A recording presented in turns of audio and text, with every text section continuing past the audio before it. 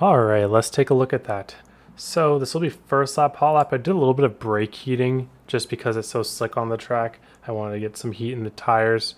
So a little bit of brake just dragging out of the pits. Not like 20 miles an hour or anything like you did back in the old days, but just like as you're getting up to speed. So going to your hot lap here, I like to get as straight as early as possible. I don't at tracks like this, I don't really like staying right by the wall the entire time because I just don't feel like you can straighten out early enough. So as you can see here, I kind of angled down about halfway through, just about half a lane, and what this allows me is to open up the wheel really early. Now, once you start opening up the wheel, it is going to want to kick out its rear. So you almost have to under rotate your car just slightly because the car is going to want to rotate off that right rear for the entire exit of the corner. And your job is to keep the car going straight because the moment your car goes like this and kicks out, you lose all the momentum that you're trying to build up. So, kind of like what we talked about a couple weeks ago in Chicagoland in the trucks, you really want to do whatever is possible to keep the car moving straight. So, we give a good run off the corner here. I tried diving to the apron here and it lost about 100th of a second when all was said and done. So, I just go down to the apron, go all the way back up to the wall, and now our entry to one is going to be a little weird. So, I liked the idea at first of driving all the way wide into the corner, but I just couldn't find that I was able to rotate and turn in the car early. And so it would leave me like not hitting the bottom, and hitting the bottom is very important in Nashville for hot lap. So I compromised and got to the bottom really early and made sure just to stick to the yellow line.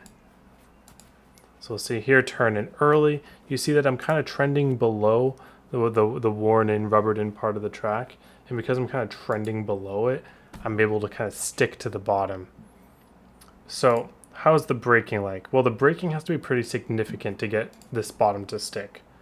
So as you can see here, I go from full to half. So I start full on the top, and then halfway down the track I go to half, and then I brake about 2 lanes from the bottom and about 30% and really use that wheel, or else it's not going to turn. And so this will be really bad for tires, but we're not in it for tires for this lap. Okay, brake hard, make sure it sticks to the yellow, use all the wheel you need to, but the moment you hit the throttle, you got to start thinking about unloading the wheel because it's going to get really loose the longer that you keep the wheel turned. So now I'm just letting the car slide up naturally, because if I keep the car turned for too long, the rear is going to kick out. And the moment the rear kicks out, we're kind of done. All right. I probably could have throttled just a tiny bit earlier, maybe broke a little bit earlier and then gone straight to throttle. That probably would have been a couple hundredths faster, but this was still pretty good.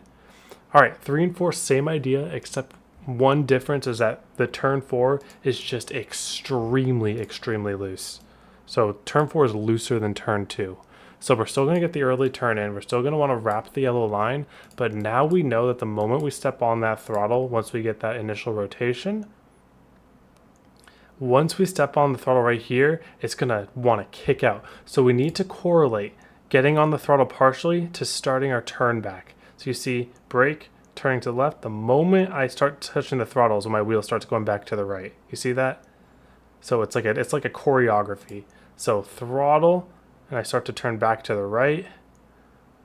As I raise the throttle, more back to the right, and now it's just a rodeo. Now I'm trying to keep the car as straight as possible. So the wider that your entry is, 2 things are going to happen with the wide entry. The wider your entry is, the harder it's going to be to get to the bottom because you're going to have to use more steering wheel. But assuming you do get to the bottom, you are going to have an easier exit because you're going to be straighter. But you see, I'm pretty shallow here, so I know, okay, I'm going to have a pretty loose exit because I have a lot of angle to make up at the end of the corner. So what I do is what we talked about at Chicagoland a couple weeks ago is I start tracking the car up, and instead of keeping the car kind of on an optimal line, I start tracking the car up to keep as much rear grip in the car as possible, and I just kind of drive up to the wall and use all the real estate I have, just to keep the right rear engaged. So we'll see here. And I cut the apron coming to the start finish line. And that is the lap. Okay. So The line is going to be the same for long run, but I have a lot of nuances to talk about, so let's go talk about long run. Alright, so looking at the long run, I was really worried that this was going to be a right front burner, but we did a 30 lap run here and finished at 78.73. So it is actually, if you approach the corners correctly, it is a completely even tire track. And the reason that I was lower on the right rear was just because of some slides or whatever. So let's take a look at multiple points throughout the run. First, we'll take a look at the early run, what a lap kind of looks like here. So what I'm really trying to do is brake fairly hard. This is about as hard as you'll see me brake on a 1.5-mile-ish type of track. You'll see me brake 25 to 30% here. And that is pretty much my max. I don't want to go anything above that, because anything above that you start not getting rotation with the braking. And again, we want to get as much rotation on entry as possible because of how tight this track can be. So you see, I'm going to be on the brake a little bit longer than you saw me in the hot lap, because instead of using the wheel to make the exit, we're just going to use the car's natural rotation. So you see how my wheel is pretty much unloading from the moment I pick up the throttle. That's very important. The moment you pick up the throttle, you want your wheel to start kind of moving back to the center, and if it's not able to do that, that means you weren't on the brake for long enough. So you might feel like you're braking for too long, but there's this in-between kind of Goldilocks zone where you brake and just at the right moment you pick up the throttle to like half instantly, and you're able to rotate the car throughout the corner. And that's the tire saving line.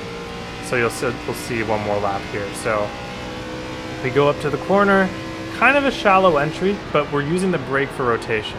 And we just stay on the brake till the car starts rotating, and then we pick up the throttle.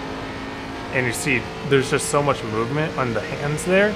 That's just showing how loose the car is. So if your car is snapping loose, that means you're probably using too much wheel. You want to kind of match the looseness with your steering inputs. Okay, now let's go to somewhere in the middle run here. So this is lap like 15, 20-ish. And same idea, same exact line. The only difference is we're braking for longer, because we are braking until the car can rotate under throttle. And that will be pushed farther and farther back throughout the run. They'll stabilize to a point. But you see, I'm just braking until my car can rotate under throttle. If you get to your partial throttle right after your brake and your car starts sliding up the track, that means you didn't brake for long enough. And that'll 100% be the issue that most people have. And you see, it's still loose exits, but these loose exits are a heck of a lot better than using a ton of steering wheel in the center of the corner, because that's where we get the tire wear from. Okay. Very good. So it's going to be a handful for the entire race on exit, but that's okay because we're taking care of it right front. Alright, last couple laps here. And you're going to see, same exact line. Only difference is, brake for longer. I actually missed it a little bit there. I didn't get to the bottom. So that's why that was so slow. But we can see in 3 and 4 I probably hit it decently here. Yeah, turned down a little earlier, used the brake.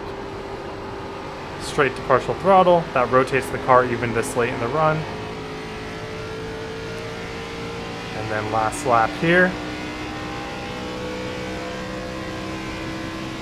Use the brake to rotate the car throughout the corner. Once we get the rotation under throttle, we can just kind of force it, use the car's rotation under throttle. Then last corner here,